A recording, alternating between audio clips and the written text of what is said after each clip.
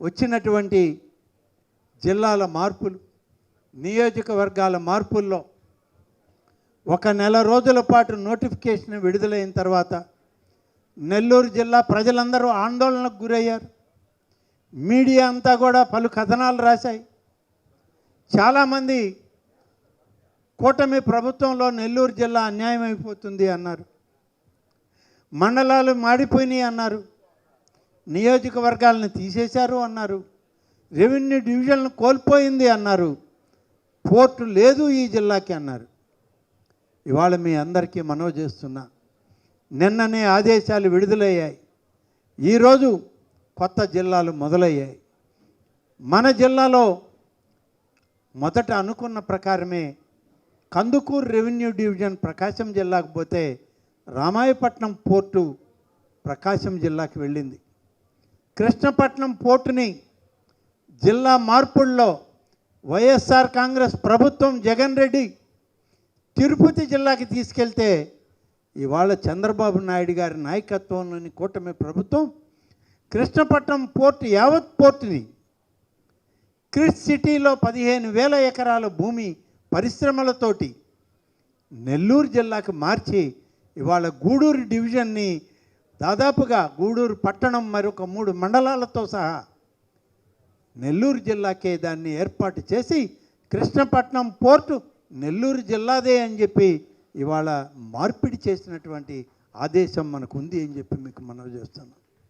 గతంలో వైఎస్ఆర్ కాంగ్రెస్ పార్టీలో వెంకటగిరిలోని 3 మండలాలు భౌగోళికంగా సామాజికంగా ఈ జిల్లాతో ముడిపడినటువంటి కలువాయి, రాపూరు, సైదాపురం మండలాలు నెల్లూరు జిల్లాలోనే ఉండాలని చెప్పి ఆనాడు ఉద్యమాలు చేస్తే మళ్ళీ నోటిఫికేషన్ వచ్చిందని చెప్పి ఆందోళన చెందితే ముఖ్యమంత్రి గారి దగ్గరికి వెళ్ళి ఈ 3 మండలాలు నెల్లూరు జిల్లాలో ఉండడం సమంజసం, ఇరిగేషన్ పరంగా కానీ, వ్యవసాయ పరంగా కానీ, పారిశ్రామిక పరంగా కానీ, అలాగే రౌడు సౌకర్యం, పరిపాలనా సౌలభ్యంగా ఈ 3 మండలాలు నెల్లూరు జిల్లాకే ఇవ్వండి అని చెప్పి గౌరవ ముఖ్యమంత్రి చంద్రబాబు నాయుడు గారిని చాలామంది, నేను కానీ, చంద్రమోహన్ రెడ్డి గారు కానీ, శాసనసభ్యులు సునీల్ కానీ, ఈ జిల్లాలో ఉన్నటువంటి అనేక మంది పెద్దలు, మంత్రి నారాయణ గారు, అలాగే వెంకటగిరి నియోజకవర్గం శాసనసభ్యులు అందరం కలిసి విజ్ఞప్తి చేస్తే ముఖ్యమంత్రి గారు యథావిధిగా 3 మండలాలు నెల్లూరు జిల్లాలోనే ఉంచారు. కృష్ణపట్నం పోర్టు సర్వేపల్లి నియోజకవర్గంతో పాటు గూడూరు నియోజకవర్గంలో పార్షియల్గా కలిపి నెల్లూరు జిల్లాకే అట్టిపెట్టడం జరిగింది అని చెప్పి మనం చేస్తున్నాం. ఇది ప్రభుత్వం యొక్క పరిపాలనా విధానం. సుపరిపాలనకి నాంది ప్రస్తావన చేసినటువంటి ప్రభుత్వం ఎప్పుడు కూడా ప్రజల ఆమోదం కోరుకుంటుందే కానీ, ప్రజల సౌలభ్యాన్ని కోరుకుంటుందే కానీ ప్రజల్ని ఇబ్బంది పెట్టే పరిస్థితి ఈ ప్రభుత్వం చేయదు అని మరొకసారి నిరూపించుకున్నటువంటి ప్రభుత్వం చంద్రబాబు నాయుడు గారి ప్రభుత్వం అని చెప్పి నేను ఈ సందర్భంగా మనవి చేస్తూ ఉన్నాను. చాలామంది నిందలేశారు, చాలామంది ఇబ్బందులు పెట్టారు, చాలామంది చాలా రకాలుగా మాట్లాడారు. ఎవరు ఏమి మాట్లాడినా నెల్లూరు జిల్లాని కాపాడుకోవడంలో ఈ జిల్లాలో ఉన్నటువంటి రాజకీయ నాయకులు, మరి ముఖ్యంగా ఇప్పుడు ప్రభుత్వంలో భాగస్వాములైనటువంటి ప్రజాప్రతినిధులు చిత్తశుద్ధితో ఈ జిల్లా యొక్క అభివృద్ధికి నిజంగా నిలబడి పనిచేస్తారని చెప్పి మరొకసారి ఉమ్మడి నెల్లూరు జిల్లా కోసం ఇవాళ చేసిన ప్రయత్నం నెల్లూరు జిల్లాలో మరి ఉన్నటువంటి తెలుగుదేశం పార్టీ పార్లమెంటు సభ్యుల దగ్గర నుంచి, అలాగే మంత్రుల దగ్గర నుంచి, శాసనసభ్యుల దగ్గర నుంచి మరి పార్టీ నాయకత్వం అంతా ఏకంగా ఇవాళ జిల్లాలో ప్రతిష్టాత్మకంగా దీన్ని తీర్చిదిద్దుకోవడం జరిగింది. కాబట్టి ఈ జిల్లా పూర్వ వైభవం మళ్ళీ తీసుకొస్తున్నాం, తీసుకువస్తాము.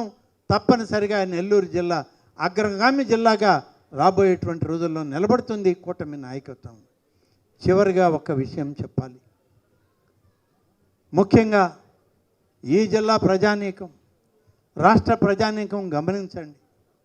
ఇన్ని విధాలుగా, ఇన్ని సంక్షేమ అభివృద్ధి పరంగా, పారిశ్రామిక పరంగా, ఉపాధి అవకాశాల పరంగా అభివృద్ధిని ప్రతి కుటుంబం అభివృద్ధి చెందాలనే తపన, తాపత్రయంతో ఇవాళ మా నాయకత్వం, మా నాయకులు పనిచేస్తూ ఉంటే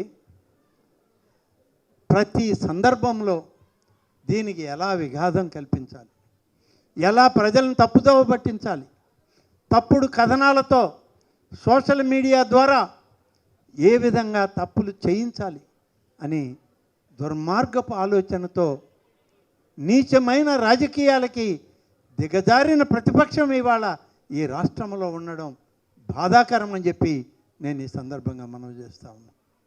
అయినా కూడా ఈరోజు అధికారంలో ఉన్నటువంటి కూటమి నాయకులుగా ఈ రాష్ట్ర ప్రజలందరూ సుఖ సంతోష ఉండాలని, అలాగే సంక్షేమ అభివృద్ధి వైపు నడవాలి, ప్రతి కుటుంబం అభివృద్ధి చెందాలి అని చెప్పి ఆలోచన చేస్తూ మా మనసుల్లో ఉన్నదైతే ఈ రాష్ట్ర ప్రజానీకమంతా ప్రతిపక్షంతో కలిపి రాష్ట్ర ప్రభుత్వం కూటమి నాయకత్వం చేసే ఈ అభివృద్ధి సంక్షేమంలో మీరు కూడా కలిసి రండి, మన రాష్ట్రాన్ని మరింత అభివృద్ధి చేద్దాం.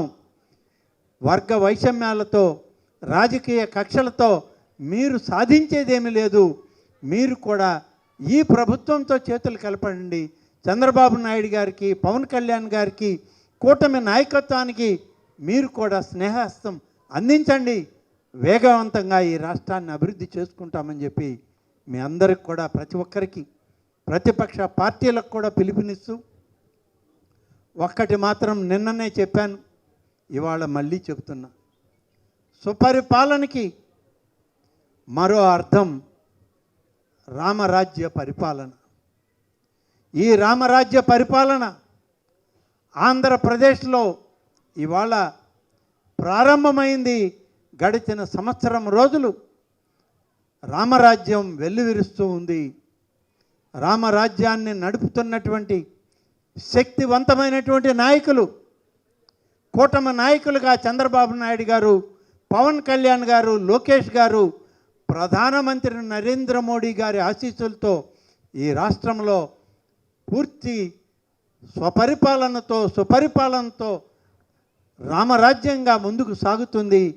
మరి దీన్ని ఎవరు కాదనలేరు, ఎవరు అడ్డుకునేరు అనేటువంటి మాటను చెబుతూ అందరి యొక్క శ్రేయస్సు కావాలని, ప్రతి ఒక్కరి శ్రేయస్సుతో మనం నూతన సంవత్సరంలోకి అడుగు పెడతామని చెప్పి, ఈ ఆంగ్ల సంవత్సరంలో మీ అందరి యొక్క సహచర్యం, స్నేహభావం, మీ అందరి యొక్క సంక్షేమాన్ని కోరుకునే ప్రభుత్వం నేటి కూటమి ప్రభుత్వం చంద్రబాబు నాయుడు నాయకత్వంలో ఉంది.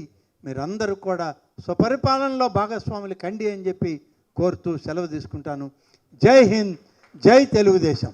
మీ నెల్లూరు చందన బ్రదర్స్ లో డిసెంబర్ 2 నుండి ప్రారంభం 30వ వార్షికోత్సవ వేడుకలు. 100% ఫ్రీ షాపింగ్ తో అంబరాన్నంటే వేడుకలు, ఆనందాన్ని నింపే ఆఫర్లు. మీరు కొన్నంత మొత్తానికి ఫ్రీ కూపన్స్ పొందండి. ప్రతి 1000 రూపాయల కొనుగోలుపై ఒక కూపన్ తగ్గింపు పొందండి.